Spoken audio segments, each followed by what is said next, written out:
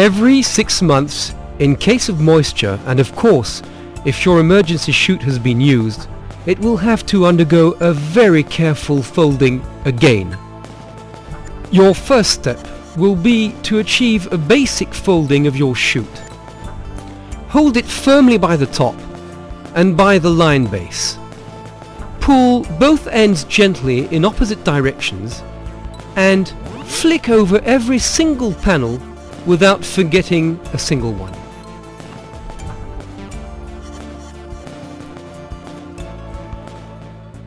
Once you've extended every panel, locate both the first and the last panels of your chute and settle them hanging on each side of your hand. Now count them to be sure everything's been untangled.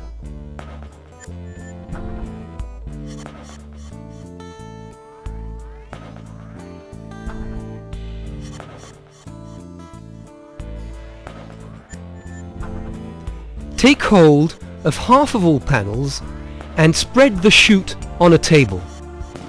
Check you have an equal number of panels on each side.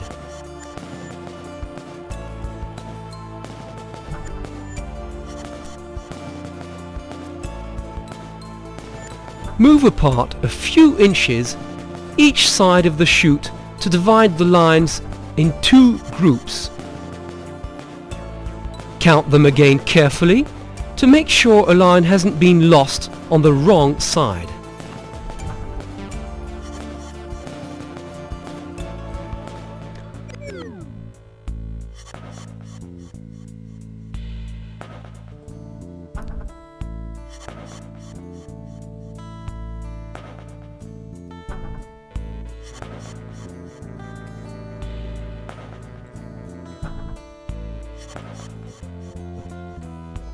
On your riser, the 2 line groups are separated by a reinforced central line. You must find the same number of lines on each side of the central one, and they mustn't be entangled. The first line to be found on the left of the central one corresponds to the first panel. Make sure it leads freely to that panel and repeat this check for every line on every panel.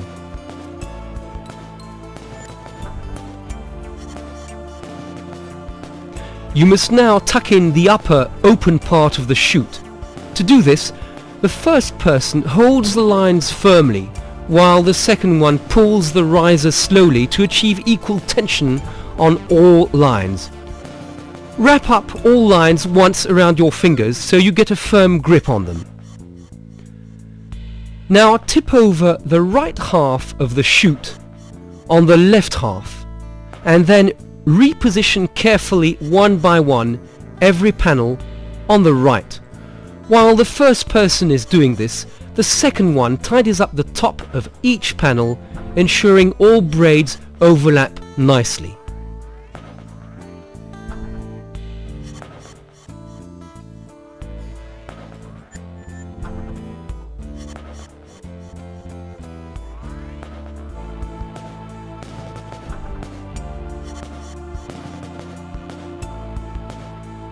Repeat the operation for the other side of the chute.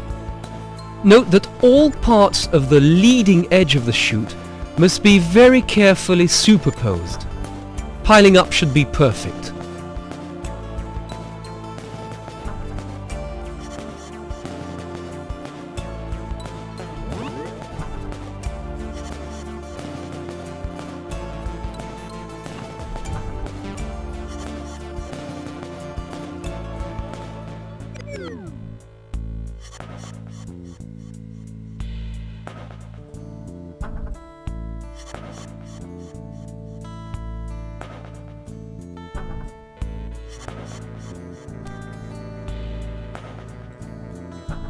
Your canopy now has the shape of a fir tree with all lines and panels nicely tidied up.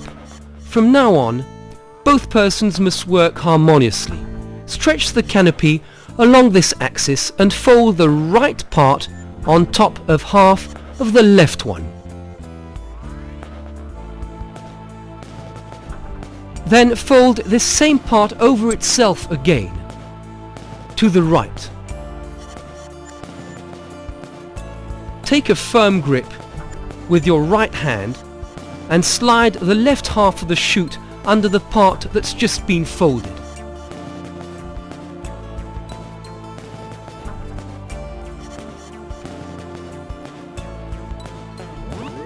You must now fold up all of your chute in a regular way, ensuring it will fit perfectly inside your parachute pod. Do this slowly and carefully.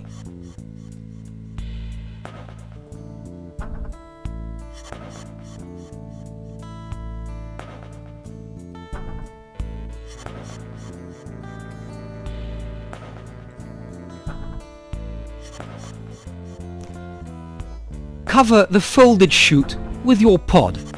The loop must be on the opposite side of the lines. Close the first 3 pod flaps.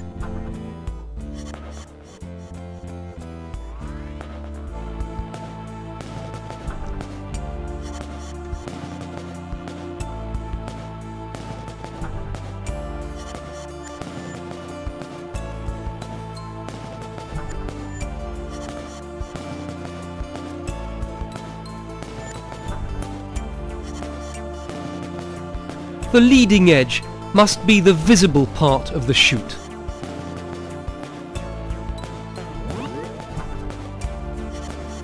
Stow away the lines along a regular ski slalom display. Every meander should be of the same size and width than the pod.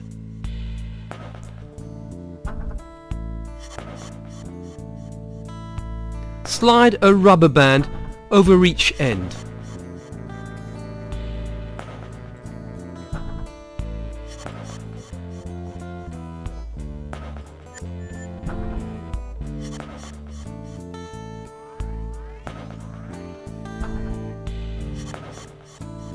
Stow the tidy lines inside the pod.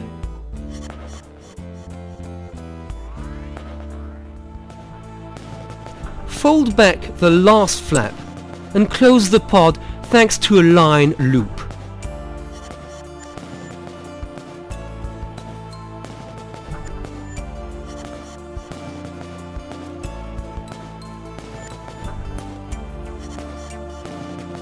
Check if the band isn't too stiff. You must realize that folding a second chance chute has a great influence on speed and configuration of the chute's deployment process. We strongly recommend you ask a specialized dealer to help you familiarize with this tricky operation.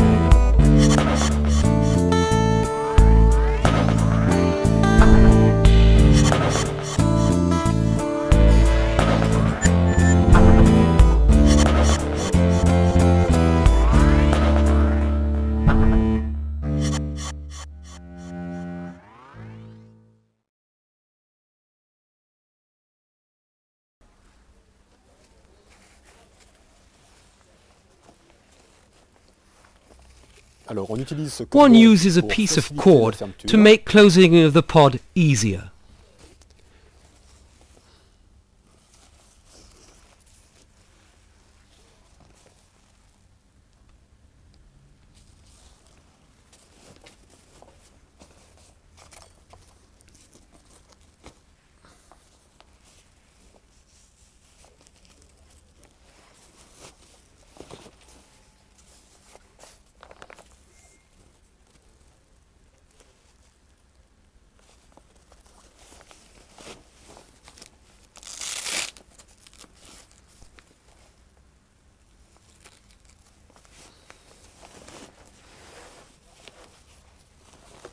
You now have to pull on the closing cord to see the pod band coming out of the eyelet, enabling us to slip the safety pin through the band.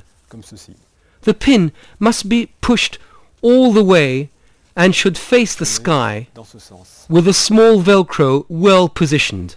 On veillera à ce que l'aiguille ici soit bien embutée contre le cordon ici et le petit velcro de sécurité en position. Puis on retire le You cordon then pull the cord comme ceci. easily this way. On la fait passer Be sous sure l'aiguille you slide it pour ne pas under the frotter pin, not to let it rub pour ne pas and l'user. eventually deteriorate the safety band. Ensuite, on peut fermer. Now Voilà. close the bottom flap that has a Cette petite small fenêtre permet de see-through contrôler le plastic positionnement de window l'aiguille. to check the safety pin Après position. chaque, rangement du parachute Last de secours, but not il est least, impératif you de must vérifier carefully check que if the safety lorsqu'on pin tire la slides poignée, correctly l'aiguille se if you libère pull effectivement. on the second chance handle. If it does, Voilà, je vois que l'aiguille se libère. reposition the pin Donc and the handle ça fonctionne. Je la remets en position. and please decide you won't ever let yourself et je be replace à forced nouveau to la use it. sangle dans son logement. Cela fonctionne bien. Il est However, très important to be sure your d'automatiser second chance le isn't a geste dummy, it d'attraper is la vital poignée. you Pour train ça, il to est conseillé de automatically répéter reach ce the geste handle fréquemment en easily vol, when de façon and à le if you rendre need it parfaitement one day. automatique. So during your next flights, repeat the vital move as often as possible.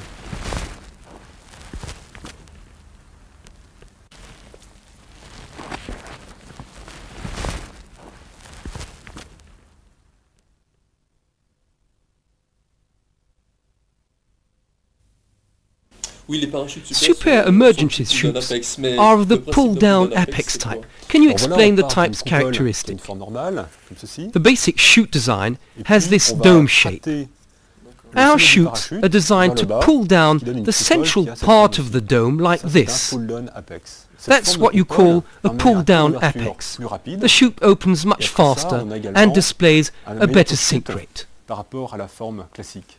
But does this design present any drawbacks? Il n'y a pas d'inconvénient à No, condition it doesn't, que l'apex ne if the soit pas apex trop isn't tiré. pulled too far down, Une coupole qui in aurait which une case forme the chute's shape exagérément would be déformée comme distorted, ceci pourrait être and this would instable, induce générer des dangerous balancements. roll moves. Donc il y a un réglage extrêmement That's précis why de this central cette line's suspension length pour avoir has la been forme idéale. accurately computed to Et comme ça, provide c'est bien beautiful, fonctionnel. smooth returns to Earth.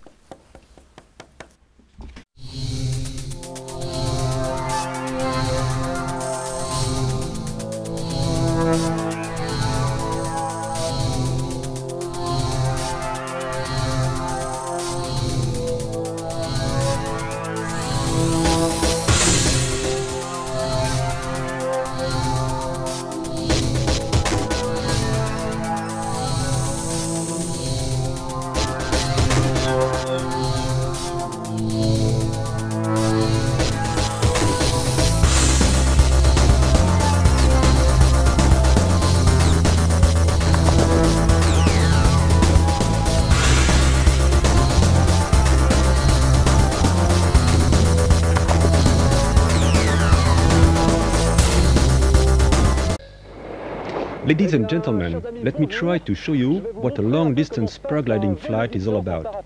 Actually, it's very simple. There are three kinds of records: straight flight track record, return track record, and triangular track record. The triangular flight is definitively the utmost discipline. You have to achieve a track that overflies 3 turn points, ending precisely at the start point.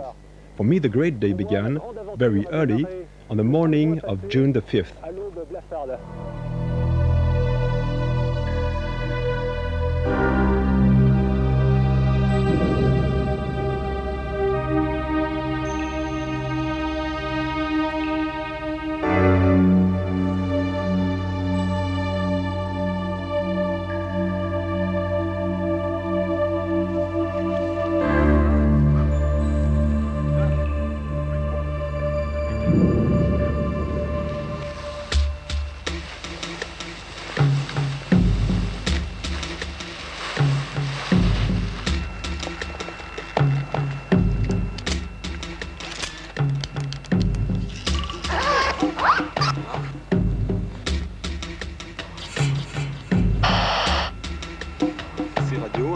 test. 1, 2, 3.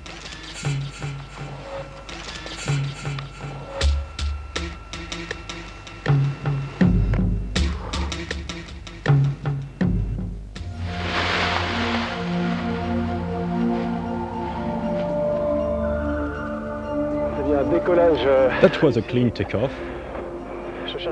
The initial maneuver is to try to find the small thermals rising against the first cliffs.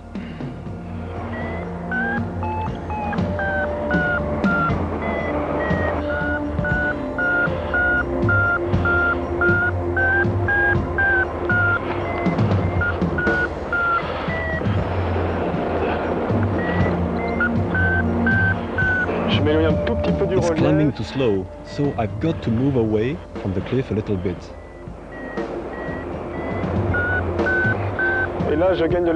At this point, I'm gaining altitude more quickly. Now, I'm going to follow the cliff until I reach a very good thermal that is probably there behind the mountain crest. And here we go, even faster than an Otis elevator.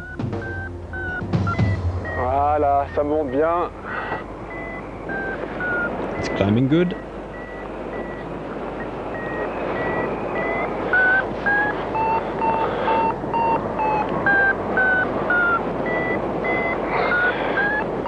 Voilà, plus 3. Climb rate is over 3 meters per second. Et voilà. The Mont Blanc range is now appearing. We are now flying towards the Aravis Pass. We shall overfly the pass and make a first picture of the start point. Ma balise de départ. Je vais coincer la poignée de frein sous la sellette pour maintenir la volante en pression. Voilà.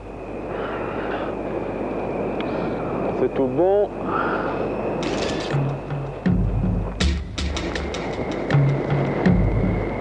Ça va? Is everything okay? Are you enjoying the flight? Needless to say that this absolutely amazing flight required a very high-level scientific planning. Okay, Pierre, do we schedule this central NC city turn point? Are you kidding? It'll be much too difficult to overfly. Okay, then let's have another drink. Okay, no problem. It seems to me really easy now.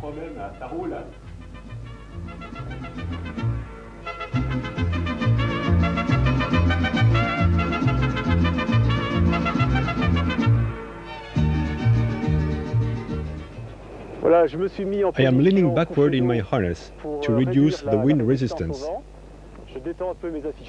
Let's untrim both my risers to increase the speed. I am slightly pushing on my accelerator bar. A quick hello to everybody.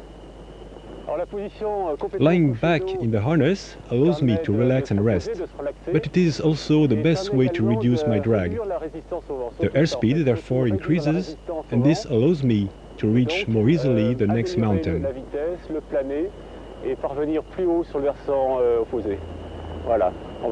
Let's check our heading. It seems perfect. I'm going to look for a thermal further away because it's probably located under the cloud that is in front of us. How you can see, it's getting really bumpy around here. I have to grasp my brakes immediately. This turbulence forecasts an imminent thermal. Let's secure the camera and try to take advantage of this lift properly. We are now arriving vertical of the Areux mountain. The climb rate is very strong. Look at the variometer, plus 3 and now plus 5 meters per second.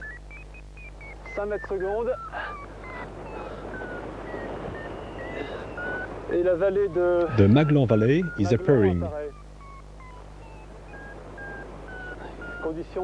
Really rough flying.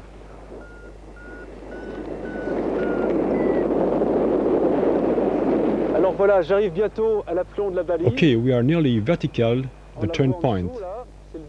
You can see it right below us, exactly the middle of this little village. Let's prepare the camera. We still haven't reached the turn point. Let's wait a few seconds more. Okay, one picture, two pictures. And back we go. I'm tucking away the camera and again heading towards the Aravis Pass.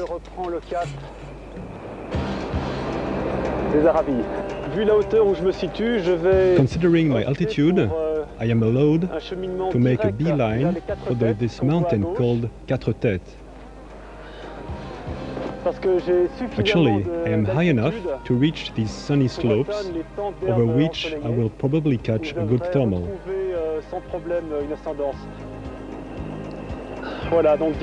So let's fly directly this way. This will save a lot of time.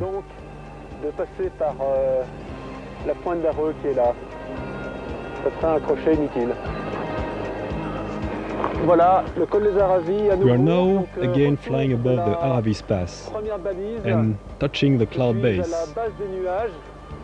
It's really wonderful, but very cold at this altitude close to 3,000 meters. Let's head toward the second turn point, which is located at Saint-Pierre-d'Albigny, not far away from the Olympic town of Albertville.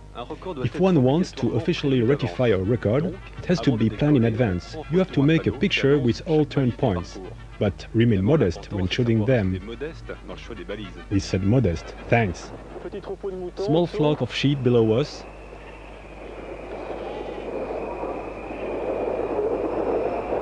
The sun is now west-oriented.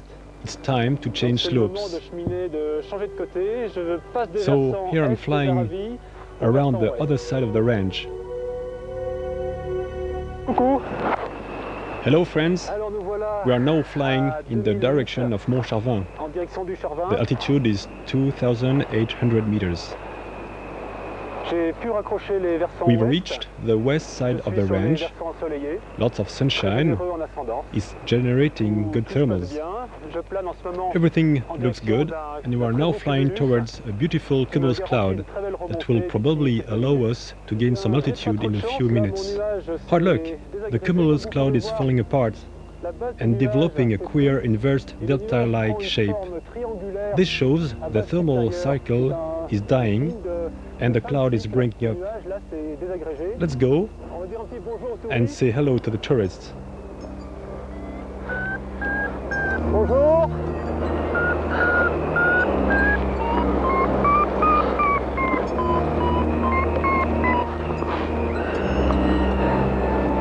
Voilà, le Charvin. Montcharvin is just below us and remains a beautiful trek for everybody.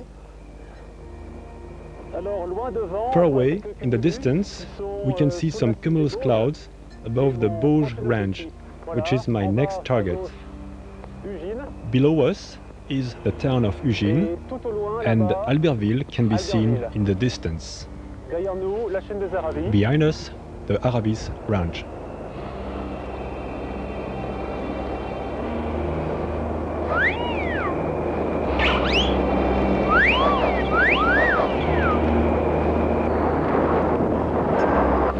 Well, everything is going beautifully well on this extremely serious flight. Okay, nobody's airsick. Let's carry on. I have to tell you that the whole thing is registered on an official barograph. Let's see the result on the printer.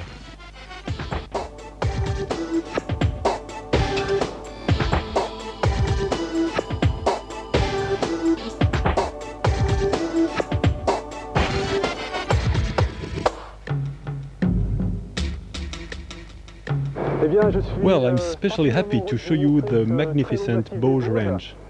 I've just left the Mont Péclos thermal and I'm flying towards the Dent d'Arcluse. The second turn point is located just in front of this mountain, precisely at the small town of Saint-Pierre-d'Albigny. The barometer is beeping and we should reach the peak of the mountain directly.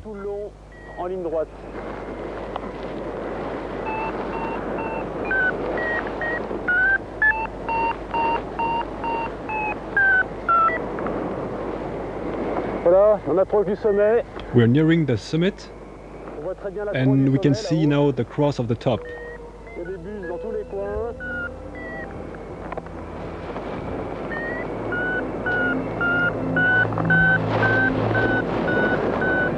Eh bien, nous nous dirigeons maintenant We're vers now la flying deuxième towards balise the du second turn parcours. point. Je vais devoir photographier un carrefour très précis à la Noira. C'est un hameau qui touche le village de la petite ville de Saint-Pierre-d'Albigny.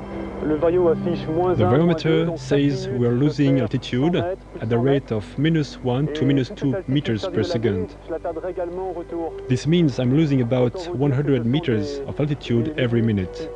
It also means I will have to catch up and compensate for all this loss when turning back after having made the picture of the turn point. Ça va être coton, ça va être Needless coton. to say, these minutes seems endless. Voilà, on est quasiment bon. Allez, une photo, 2 photos, et voilà.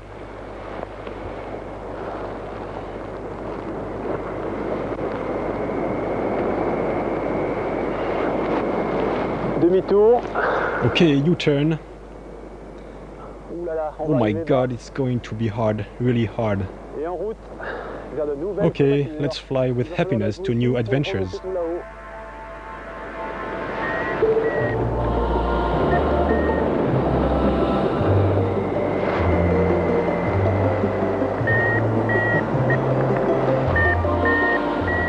Alors attention, il faudrait Beware, folks.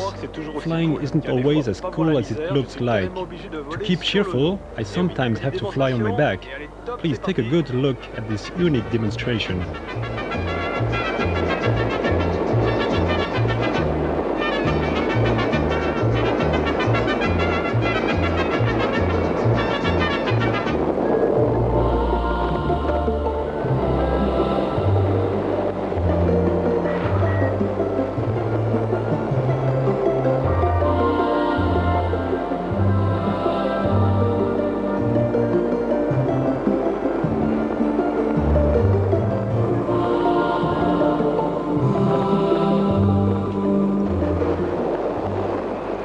Je me dirige maintenant vers I'm la now Forclaz. crossing the L'activité Annecy thermique Lake, and the est bien thermals have calmée. slowed down a little Lentement, mais bit. il faut penser I have to bear in mind that flying voler fast vite, is a voler key le to plus success. possible. Chaque seconde Every compte second maintenant. counts.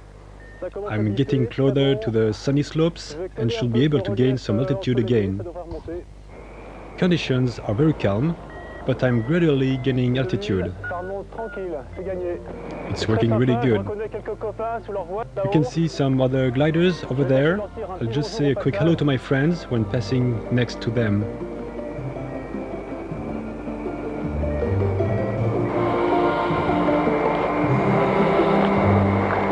Bon, eh bien, ça fait Well, maintenant, I've been flying now for nearly 7 hours, and I'll have a little snack, a drop of brandy. Un petit casse-croûte.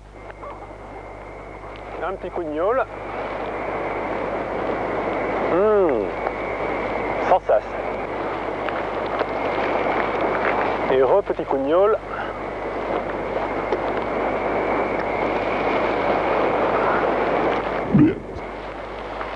C'est de la bonne, je peux I vous can dire. confirm this one is first class. Je viens de faire le plein sur I les just achieved a Lamponnais. maximum gain En route vers le over Mont Mont Blanc, Lamponnais. on voyait le Mont Blanc. One can see the Mont Blanc range in the distance, and I'm also getting a glimpse of the Aravis Pass, where I hope to land in about 1 hour, when I'll have made a picture of my third point, vertical of Annecy. Le L'enfant s'annonce un petit peu turbulent.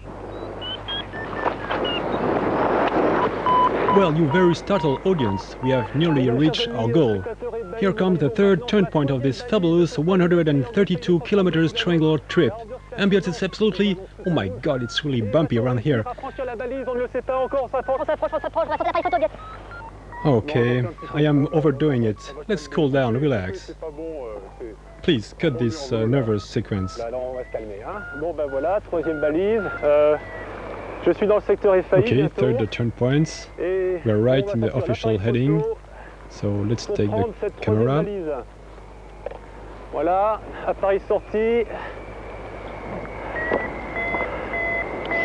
C'est tout bon. Allez. Une photo, 2 photos. Eh bien, nous revenons We are maintenant. now en turning direction back du Verrier, towards voilà. Montverrier. We should be able to reach the top On of va this arriver, range without presque any au big niveau du problem. sommet. Ça va raccrocher sans problème. We still have another 10 kilometers to fly. We have to overfly Tournette Mountain, the region of Manigot, the high peaks of L'Étal, and hopefully we shall achieve the trip.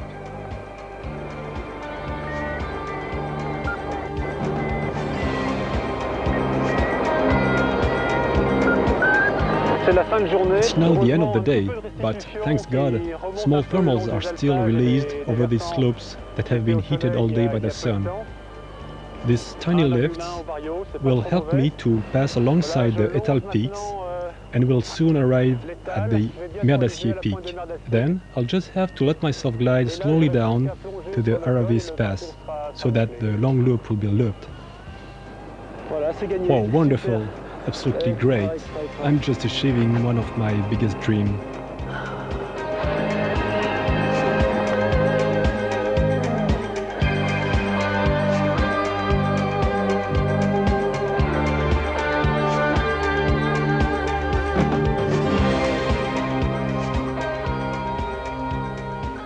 Happy should be he who can take off over bright and peaceful fields under a healthy wing.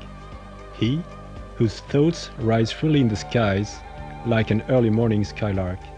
He who glides above life and understands easily flowers and mute creatures' language.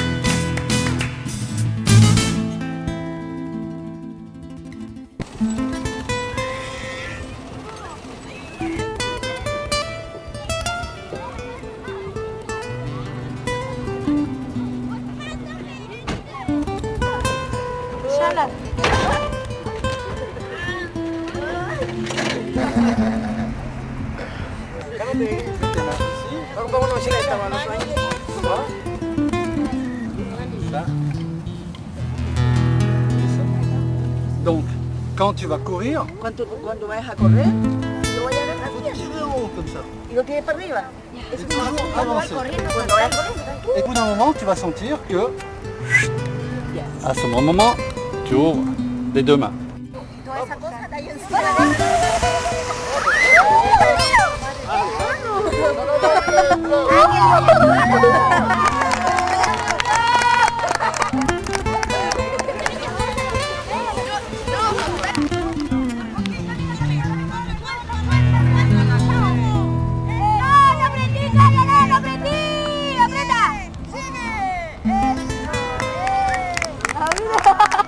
Mira el zombie. Lo pasa filmando, nosotros no manejando mucho que no quiere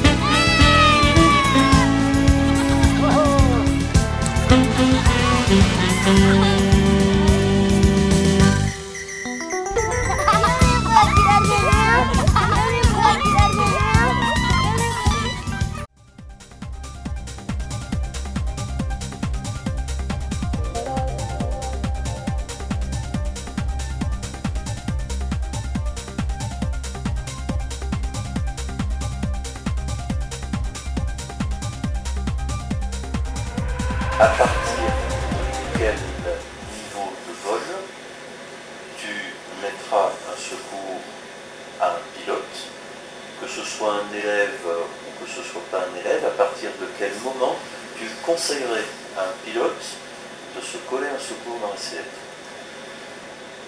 Rapidement, voilà, assez rapidement.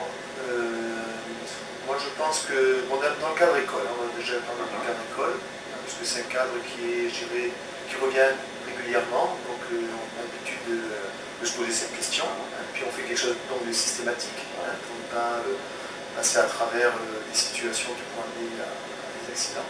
Donc, dans le cadre école, nous, on fait des stages d'initiation sans parachute de secours. Par contre, on est très attentif à ce que nos élèves ne volent pas en situation à risque, dans le cadre des stages d'initiation. Alors, situation à risque au niveau de l'aérologie, ça paraît évident pour tout le monde, donc ils vont voler dans des conditions tranquilles. Condition également à risque qu'on va éviter, c'est des sites encombrés, par exemple le vol du soir chez nous. dans le cadre de stages de perfectionnement, où on peut avoir tous les niveaux, dès qu'on a des pilotes qui vont utiliser les ascendances, que ce soit dynamique ou thermique, on les équipe de parachute de secours. Alors on a sais-tu si Jean Dupont, tu vas donc équiper une sellette avec un secours, sait se servir d'un secours? Ouais, alors pour répondre à ta question, c'est très simple. On ne peut pas équiper un élève d'un parachute de secours sans lui faire un briefing pointu sur l'utilisation, sur la gestion du matériel, sur l'entretien du matériel, sur le contrôle pré-vol qui devient un peu plus, qui doit intégrer le fait d'avoir un secours. Moi je pense que c'est raisonnable de passer, on va y passer 2 heures, mais il faut passer au moins une demi-heure pour en parler. Ça c'est pour éviter les pièges grossiers liés à la poignée, la goupille, ces trucs-là. D'assistance. Nous allons décrire la procédure d'ouverture classique du parachute de secours. Là, nous sommes en vol droit, c'est ça? Précisément. D'accord. Eh bien, allons-y pour voir un peu comment ça se passe. Alors j'y vais doucement pour bien décomposer le mouvement. Donc là... Okay. Ça, c'est un geste qui s'assimile parfaitement par rapport au geste d'ouverture du parachute principal dans le parachutisme.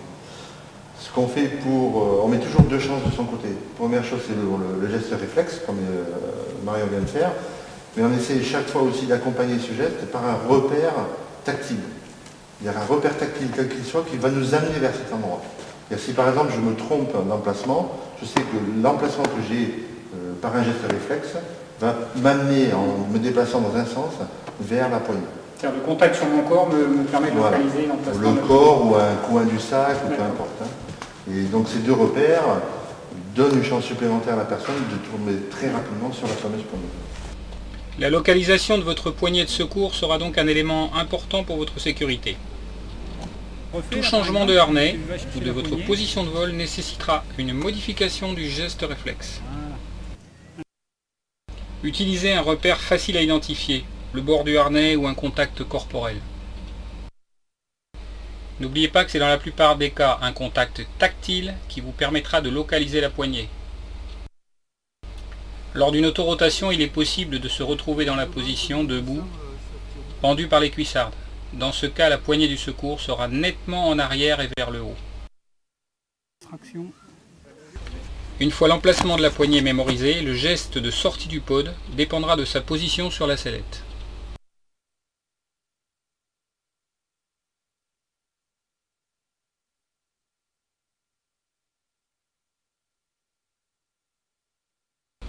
Quel que soit le système de poignée, l'extraction doit se faire perpendiculairement au harnais et non vers l'avant. Sur les containers dorsaux, une traction trop parallèle au corps retarde la sortie par appui du pod sur les volets avant du container. Une traction à 45 degrés vers l'extérieur élimine ce problème et favorise l'ouverture rapide du parachute.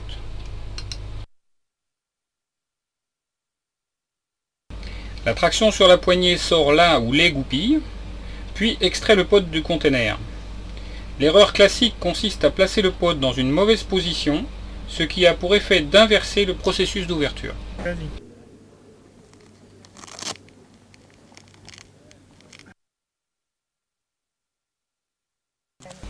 Si le container ventral présente l'avantage par exemple d'être accessible des 2 mains, sa poignée n'est pas toujours visible et ne doit pas se trouver sur le dessus du container, car en cas de twist, elle devient inaccessible. Il est nécessaire tout d'abord de démêler le suspentage et d'éclaircir l'apex. La séparation des 2 demi-suspentage permet de débuter le pliage symétriquement en l'absence de numérotage des panneaux.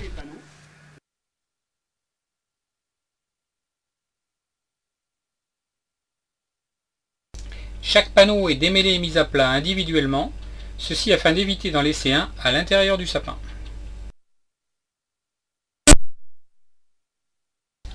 Les panneaux sont ensuite répartis de part et d'autre et mis parfaitement à plat.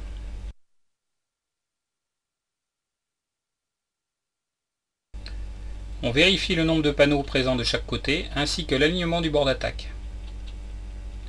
Ensuite, on va procéder aux rentrées de l'apex en mettant simultanément en tension les suspentes du parachute et la suspente d'apex. On replie ensuite le parachute symétriquement sur le plan de l'épaisseur au format du pod. Afin d'éviter les faux plis, il est nécessaire de vider régulièrement l'air emprisonné dans le tissu.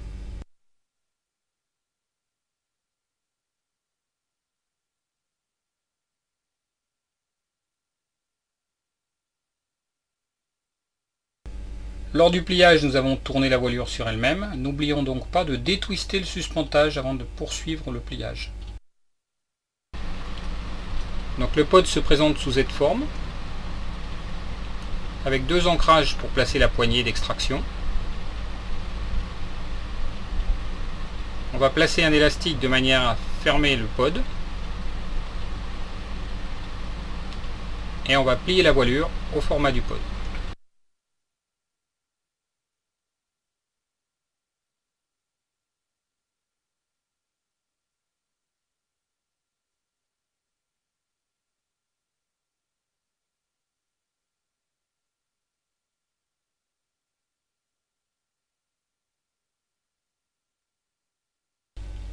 On va immobiliser désormais la voile temporairement dans le pod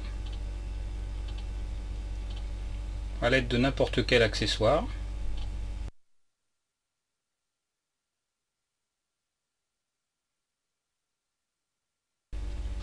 On va ensuite procéder au levage des suspentes.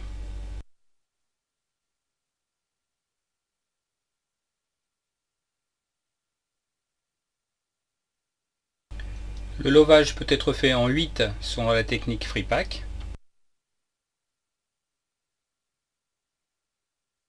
Il pourra également être fait en S avec cette fois-ci la pose d'élastique. La technique choisie dépendra des consignes du manuel de pliage. L'ensemble des suspentes sera rentré dans le pod en prenant soin de laisser environ 1 m à 1,50 m à l'extérieur de celui-ci.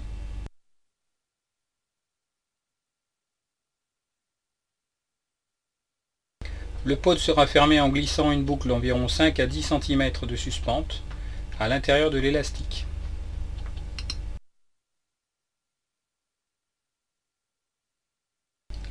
Le parachute est désormais prêt à être placé sur le harnais.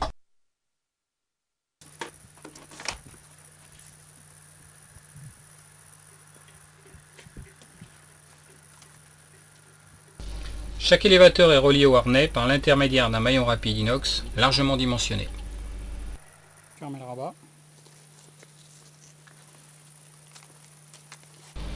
On place les élévateurs dans la protection prévue à cet effet en prenant garde de ne pas entraver le cheminement de l'accélérateur. L'extrémité des élévateurs ainsi que les suspentes situées à l'extérieur du pod sont placées au fond du conteneur. Puis le pod est à son tour glissé en place. Le conteneur est ensuite refermé en prenant soin de respecter le sens de la poignée en ce qui concerne la position du velcro. Une suspente est passée à l'intérieur de la boucle du harnais, puis ensuite dans le rabat du conteneur, ceci afin d'aider à la mise en place de la goupille de la poignée. On procède de la même manière sur la deuxième goupille, en prenant soin pour désengager le cordage de passer sous la goupille, ceci afin d'éviter de sectionner la boucle lors de la friction de la suspente pendant l'extraction.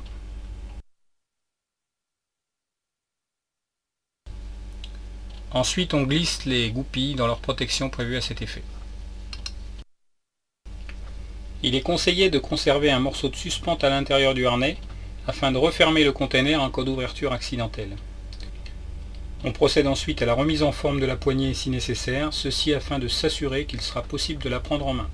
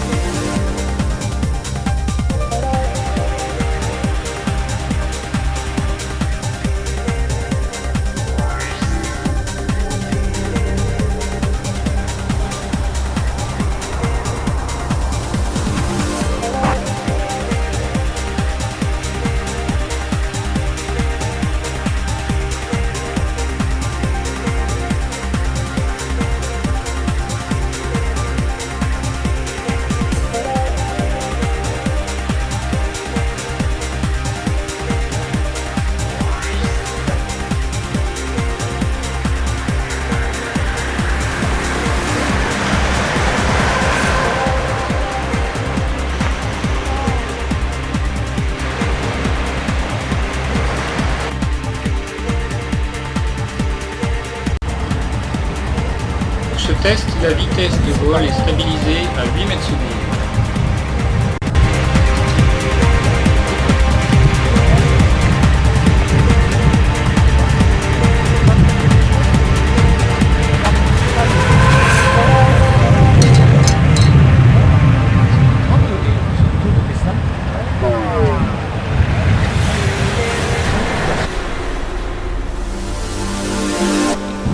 Une ligne de 30 mètres lestée pend sous les pieds du pilote.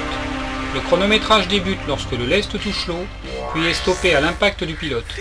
On obtient ainsi le taux de chute moyen sur les 30 derniers mètres. Les tests identiques sont réalisés sur les sauts et sur les biplaces, à la masse maximale autorisée par le constructeur de son parachute de secours.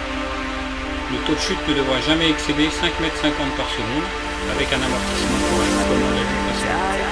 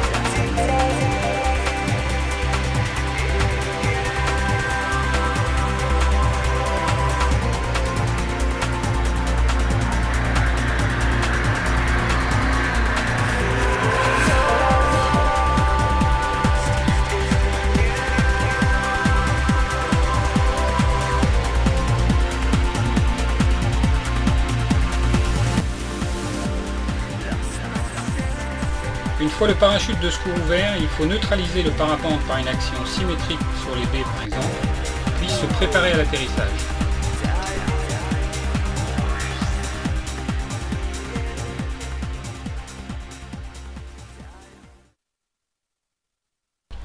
Afin d'éviter une mise en rotation de la voile, il est nécessaire d'agir simultanément sur les deux commandes, ceci afin d'affaler complètement la voile en décrochage.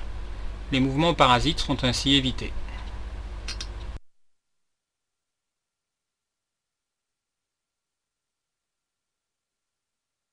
On se laisse pencher. Tu comptes les tours. Ok, voilà pour un tour. On en fait un deuxième. Ok. Et on lâche le secours. Allez, c'est parti. On cherche à affaler l'aile. Superbe. On se préparera pour le sol. On se mettra bien debout. On essaye bien. Prends l'essai si les baies ne fonctionnent pas. Hein. Allez, on essaye de la tenir. On se prépare à l'amérissage. Excellent, félicitations. Encore, encore, encore. Allez, secours. Ok, super, tu te mets bien debout et tu essayes de neutraliser ta voile en tirant symétriquement sur les deux élévateurs arrière.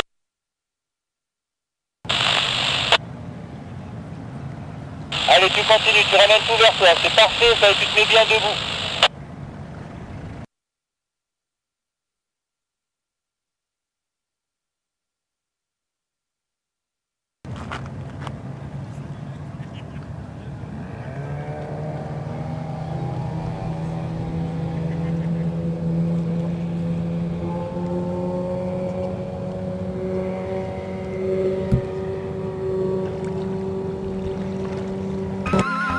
Lors d'un incident de vol, plusieurs facteurs agissent sur le comportement du pilote.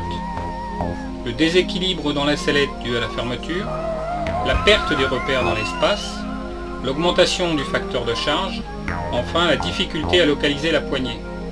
L'ensemble de ces paramètres retarde la mise en œuvre du parachute de secours.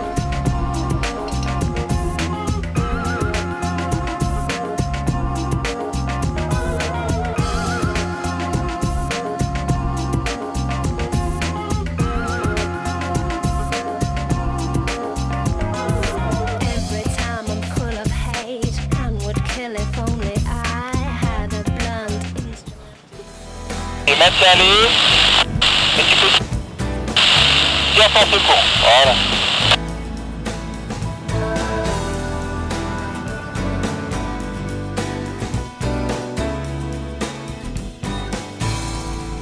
Il est possible de ramener le parapente à soi après l'ouverture du secours. Toutefois, en atmosphère turbulente, cette opération est à déconseiller, car en cas de mise en mouvement pendulaire, le pilote n'aura plus aucun moyen d'action pour rétablir une trajectoire équilibrée.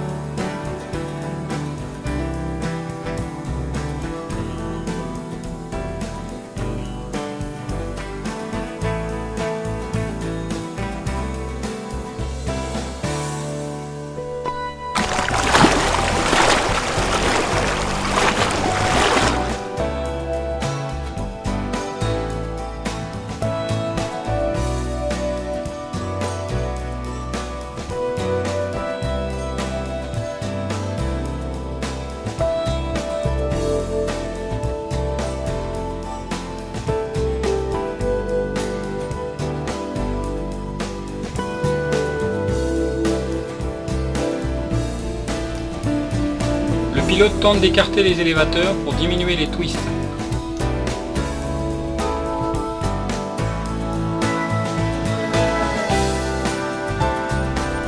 En cas d'impact en rotation, il lui sera impossible de préparer son atterrissage et un roulé-boulé correct.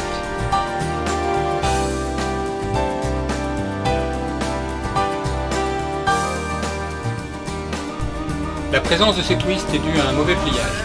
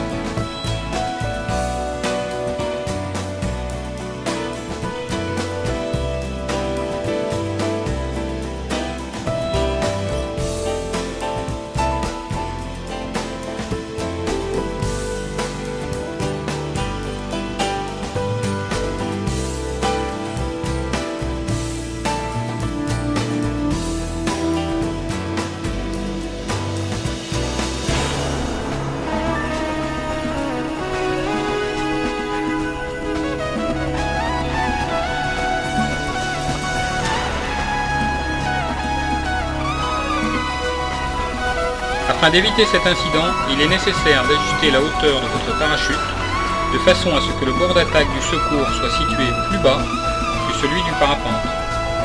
Faute de quoi, la voilure peut rester bloquée dans la dépression d'extrado et ne jamais s'ouvrir.